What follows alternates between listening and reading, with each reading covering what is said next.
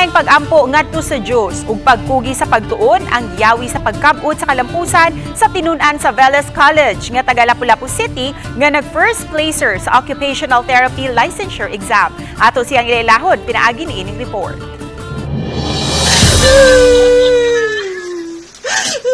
Emosyonal nga gipaambit sa 22 anyos nga si Lindy Zalan Aviles ang iyang kalampusan sa Occupational Therapy Licensure Examination 2022 ngadto sa iyang mga ginikanan nga iyang gi-video call samtang anaa sila sa ilang opisina. Tungod sa kalisod sa exam, bugtong ang pagpasar lang sa pasulit ang iyang giampo. Gani pagawa sa resulta, diretso siyang mitanaw sa kinatibuk ang listahan sa mga nakapasar ug ang iyang teacher na sa review center ang mipahibaw kaniya nga siya ang first placer sa pasulit. Si Sir Pierre, siya miniingon ako, tapuan ka ko ha? Tapuan di ko.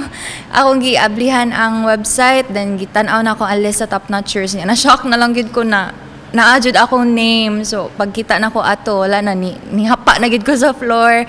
Naghilak na gid ko kay wa jud ko ga-expect. Consistent honor student si Lindy sukad elementary ug pag-college migraduar siyang cum laude ug top 1 sa klase. Apan iyang giangkon nga naglisod gayud siya ilabi na nga online ang halos duha ka tuig niyang internship. For me, good, of course, I start the day with a prayer, good. Mo good ang dili nako malimtan. And then I also ask for wisdom kay grabe gid ako self-doubt kay online gid ba ako. So ako lang gid mabuhat ato is pray nga ako mga gitun-an magawas nga kaning mga gihatag sa review center sa amua nga mga handouts kay maog gyud magawas. Ikaduha sa upat ka managsuon si Lindy ug matod siyang inahan ang pagkamaampuon sa iyang anak ug ang pagbutang sa iyang kasing-kasing sa bisan unsa niyang buhaton ang nakatabang nga makabut niya ang iyang gipangandoy.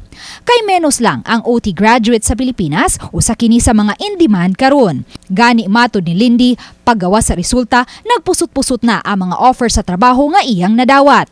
Ug bisan kun sayod siya nga mas dako ang sweldo sa OT abroad, buot niyang makaserbisyo una dinhi sa nasod. I have no concrete plans pagyud of going abroad. Right now, I just want to be able to give back to the place where I was born. Si Lapu-Lapu City Mayor Junard Ahong Chan sa iyang FB page, may pahibaw na nga hatagan sa dakbayan og 100,000 pesos nga pahalipay si Lindy sa nakabot ni ining kalampusan isip usa ka upunganon.